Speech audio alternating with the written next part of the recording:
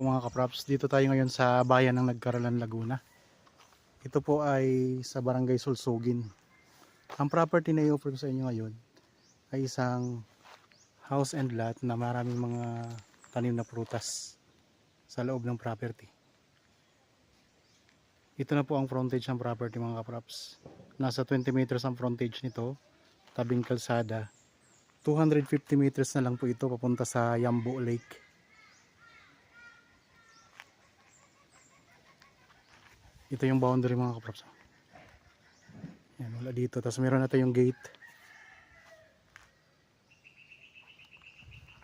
At kaharap po ito ng barangay hall dito mga kaprops. Itong direksyon na to, papunta po to sa town proper ng Nagkarlan. Nasa 8 to 10 minutes travel time po papunta sa town proper. Tapos harap lang po ito ng barangay hall. Ayan ang barangay hall mga kaprops. Okay, pasok po tayo. Ako nga po pala si Bads, ang inyong makakasama para sa virtual viewing sa mga property na in-offer namin. Samahan niyo po ako sa pag-iikot dito sa property mga kaprops. Tara po.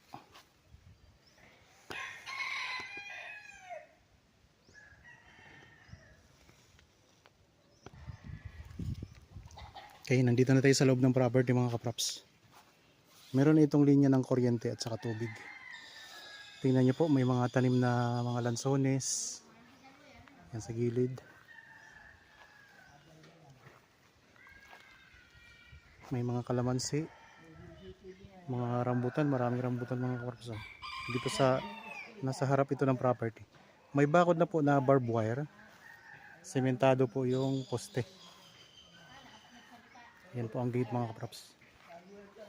Ulitin ko po, ang sukat ito ay 3,000 square meters titulado sa Nagkaralan, Laguna. Samahan niyo po ako sa pag-iikot. Dito merong isang building mga kaprops na open space. Ayan.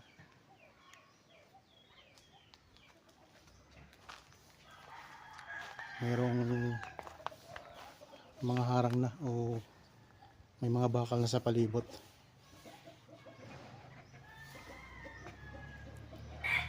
Naka-tiles na rin po yan.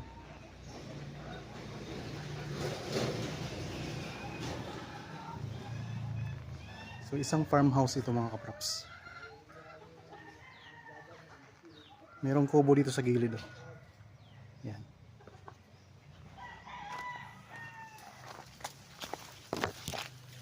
May kubo na kawayan. At ito, pasok po tayo sa loob ng bahay mga kaprops.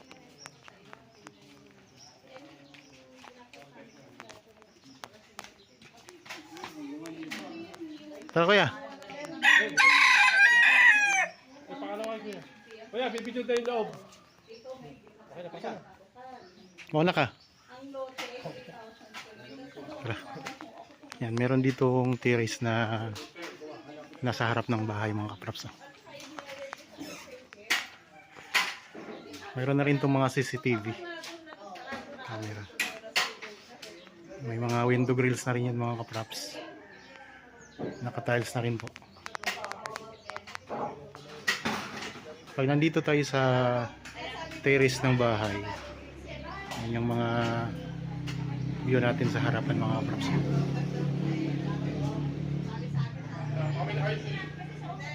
Tara, pasok po tayo.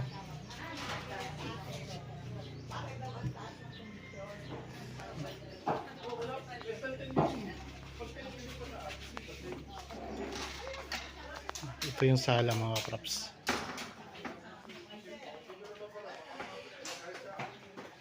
Ano po ang kasamang gamit ma'am sa pagbenta? Aircon? Aircon. Aircon, tsaka ito, pagbabayaran na. Bukod ko lang. Basta tara mo na lang kay... Sige po. Kaya kami na lang. Kaya kamo Depende kasi kung Kaya sabihin mo may internet na. May internet na. Ito yung dining area. Awin, bangon na dyan. May kusina. Ito yung ano mga props sa lababo dito.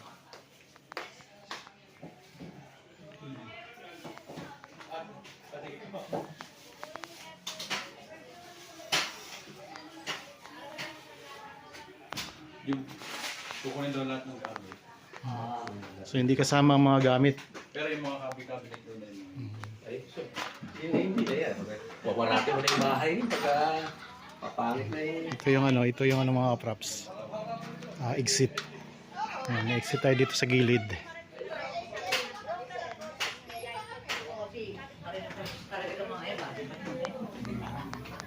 Ilang kwarto po ito? Tatlo.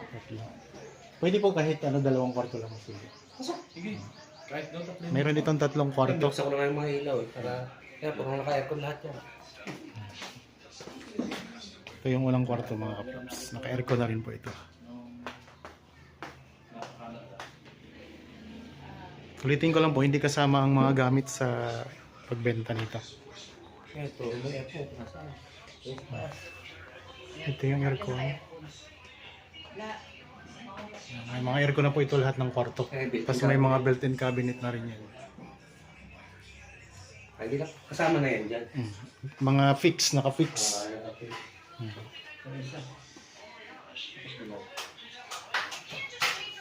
Tapos may CR dito. May CR. Sliding door. Mayroon ding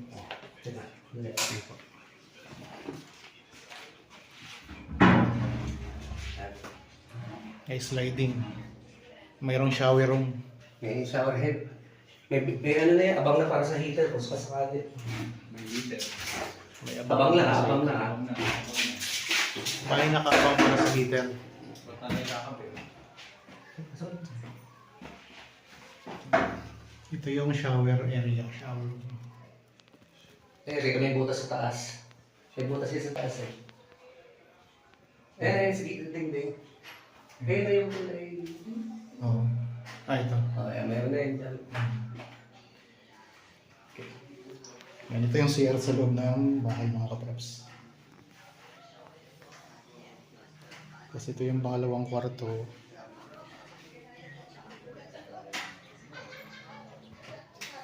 Yan, may aircon na rin po ito. Built-in cabinet din. Lahat may mga built-in cabinet na sir. Ano? Oo.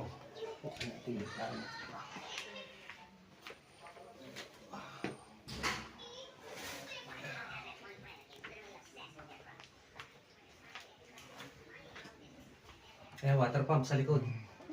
Oh, may video na po ako niyan. Sir.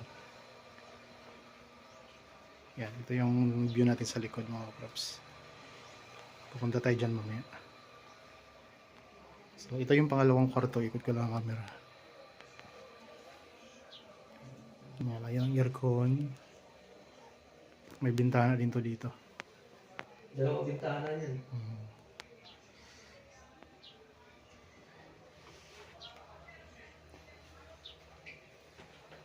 Punta tayo sa pangatlong kwarto. Yan yung pinakamalaki. Ito yung master's bedroom. Sige, okay lang po. Maliwalag naman. Yan, naka-aircon na rin po ito. May dalawa ding bintana.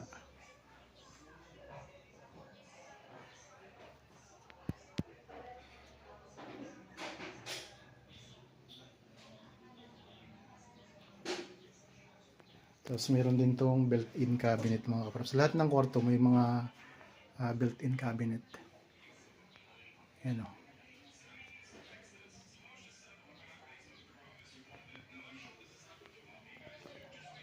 Tapos dito sa bintana, tanaw natin yung mga tanim dito.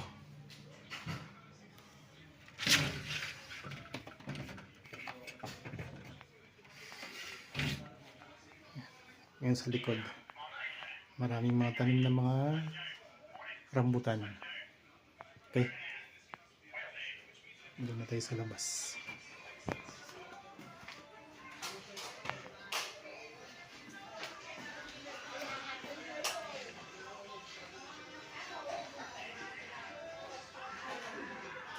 Dito na tayo dadaan sa kabila, sa gilid na exit.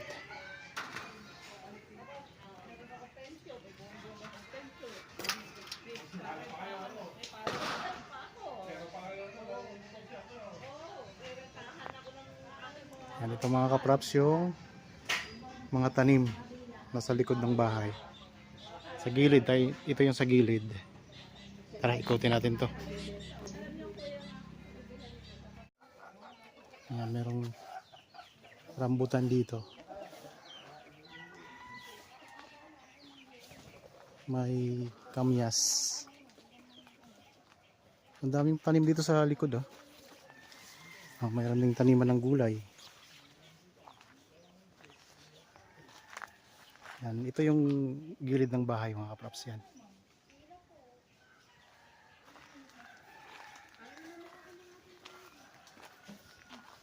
Malawak po ito kasi 3,000 square meters ito.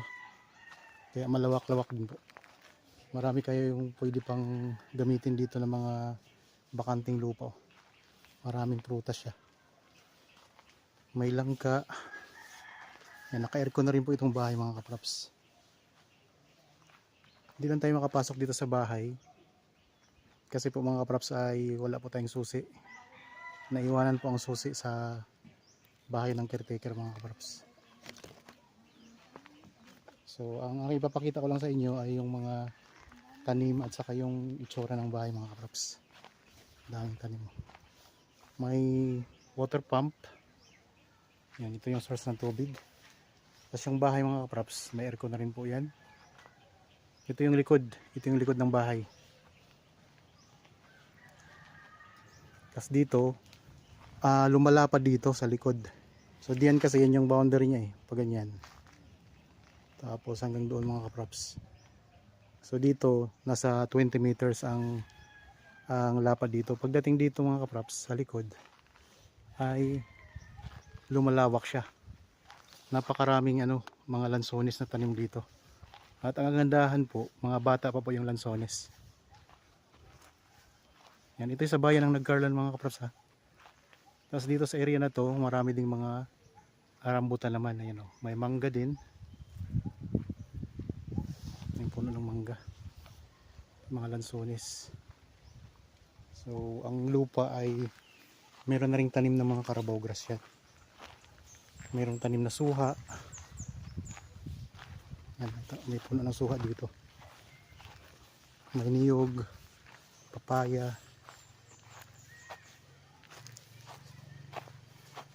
Ito yung pinaka corner dito sa may likod. Mayroong ang mga lansones, may iba't ibang variant siya. Mayroong longkong.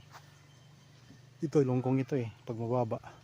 Tapos mayroong mga native na mga variant o variety ng lansones. Ito puno ng suha, may saging din pala mga kaprops. Tapos mayroong kubo dito na kawayan. Sa area na to ay ang kubo na kawayan. Tapos may katabi na puno ng niyog at saka may puno ng guyabano.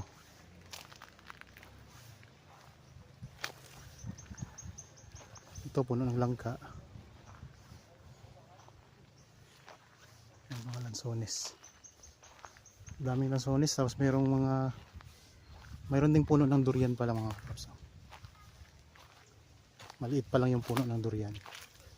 Ang ganda ng dito. Ang style ng lupa. Doon medyo pataas siya ng konti. Ayun. Yun yung pinakalikod na bahagi ng property. Yan ito. May bunga na yung langka. Yan. Maliit pa lang na langka pero may bunga na siya. Dito tayo ngayon sa likurang bahagi ng property mga kaprops. Tapos mayroon ding puno ng kainito. Yan, maliit pa lang na kainito. Hindi pala yung durian mga kaprops. Kainito pala. Pag tiningnan kasi sa malayo parang durian. Pero pag nalapitan mo, kainito pala yan mga kaprops. Yan. Dito na tayo sa likod. Ito yung corner. May puno din ng mangga. Mga grafted ang mga dito. Mga tanim. Yan ang boundary, yung mga halaman na yan. Pag ganun, pataas. Yan. Ito yung boundary ng property.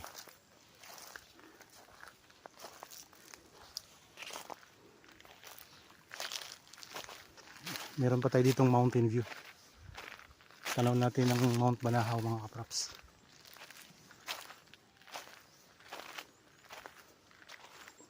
Ulitin ko lang po, ako po si Bads, ang yung laging kasama para sa virtual viewing sa mga property na in-offer namin. Ayan mga kaprops, oh, ang Mount Banahaw. Tanaw na tanaw natin dito. Nandito kasi tayo ngayon sa may likurang bahagi ng property na.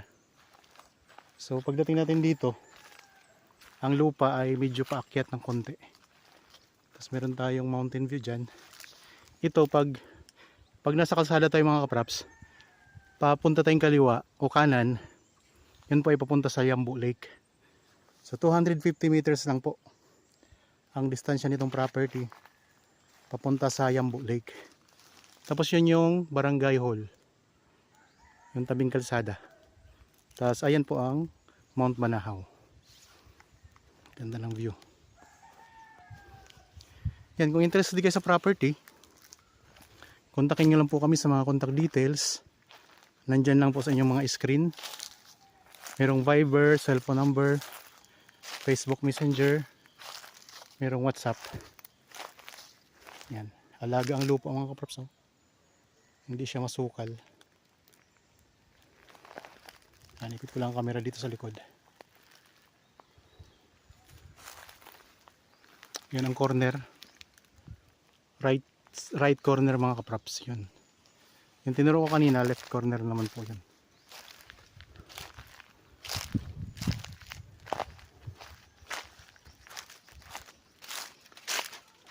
Pwede dito kayong magtayo pa ng bahay dito. Para tanaw na tanaw nyo yung magandang view.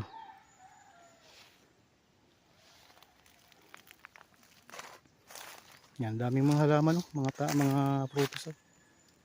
Ulitin ko lang, isa-isahin ko ang mga tanim na prutas dito. May kaimito, langka, may guyabano, niyog, saging, may suha, lansones, mga rambutan. So, iba-ibang prutas yan mga kaprops. 3,000 square meters sa Nagcarlan, Laguna, Barangay Sulsugin. Meron ng kasamang bahay, merong isang kubo ng kawayan, tapos meron pong isang building na open space. So nasa inyo kung anong gagawin nyo doon. Pwede pong, kung gagawin nyo itong resort, pwede nyo po yung gawing pavilion mga kaprops, para may pag may mga party doon gaganapin. Kung gagawin nyo namang rest house, so meron ng bahay. Ito may guyabano dito. Yan, may malaking puno ng guyabano. Marami na rin mga bunga. Ulitin ko lang mga kaprops, nandito tayo ngayon sa may likod na bahagi ng property. Yan, may lansones. Ito namang matataas na lansones na to. Ang variety naman nito ay native. Meron din palang puno ng santol. So tabing kalsada lang mga kaprops, ha. Pasok na pasok yung sasakyan dito sa loob. May mga bakod naman po siya na barbed wire na. Yan, ito puno ng santol to mga kaprops. Maliit pa lang, pero tingnan nyo, ang daming bulaklak. Yan, namumulaklak na mga kaprops, oh. Abot na abot ko, oh. Yun, oh. So napakaliit pa lang na puno, pero may bulaklak na. Meron pa kayo ditong dragon fruit. So ito yung kagandahan sa isang property, na kapag maraming tanim, talagang nakakatuwa tingnan. Ganda, meron pa kayong dalanghita. Chico, ito maliit na chico. Mga grafted na mga prutas ang mga tanim nila dito. Kung naghanap kayo ng ganitong uri ng property mga kaprops, huwag nyo na itong palampasin. Bisitahin nyo na po, tingnan nyo na. Tawagan nyo lang po kami sa mga contact details para mapuntahan nyo po. Makita nyo po ng personal itong property. Actual nyong makikita na ang ganda ng property na to. Meron din palang tanim na na mangustin, maliit pa nga lang mga kaprops, kakatanim lang. Yan ang boundary niya. Ito. may mga halaman na tanim. Yan yung pinaka-boundary nitong property.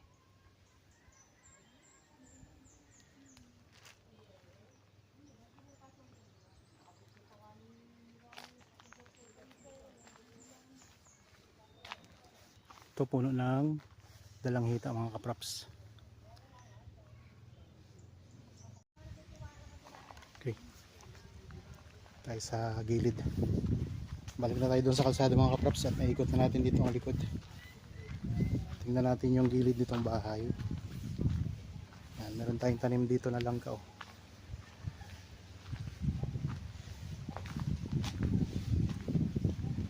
So, ito yung kabilang side ng bahay mga kapraps, kabilang gilid. May kasama na rin yan na spandrel. Ang ibang detalye po, kompletong detalye ay nandyan po sa description box. Basahin nyo na lang po mga kapraps. At kung may mga katanungan pa kayo, pwede nyo kaming kontakin sa mga contact details. Nandyan naman po sa inyong mga screen. Viber, cellphone number, Facebook Messenger, WhatsApp. Okay, nandito na tayo ulit sa harap ng property. Ito yung sinasabi ko kanina, open space. Yung mga kapraps. Oh.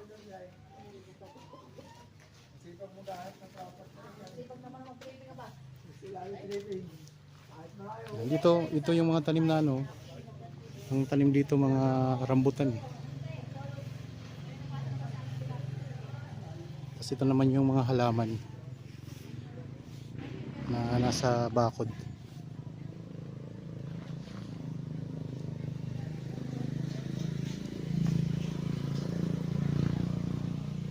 Ang bahay mga kapraps. Okay. Punta tayo dito sa kalsada mga kapraps. Ipakita ko sa inyo ang kalsada ulit. Kasi dito tayo nagsimula ng video. Dito rin tayo magtatapos ng pagbibideo. So kung gusto nyo po itong property, kontakin nyo na po kami. Huwag nyo na pong palampasin para makita nyo ng personal, at kung magustuhan nyo po ay pwede nyo pong bilhin ito. Yan, ito yung Barangay Road mga kapraps. Yan, ito naman yung direction papunta doon sa Yambo Lake. Ulitin ko lang po, 250 meters ang distansya mula dito papunta sa Yambo Lake. Tapos dito naman ang papuntang town proper ng Nagcarlan. Ayan lang po ang property mga kapraps. Mismong tabing kalsada lang. Kaya kung nagustuhan nyo po, ano pang hinihintay ninyo? Ayan lang po ang mga contact details namin. Okay, naikot na natin mga kapraps ang property na to. Para po sa mga bago pa lang sa aking channel at napadaan lang po dito sa aking channel, huwag niyo pong kalimutang mag-subscribe at pindutin na rin po ang notification bell para maging updated kayo sa mga bagong property na i-offer namin. Maraming salamat po, lagi tayong mag-iingat at God bless po sa ating lahat mga kapraps.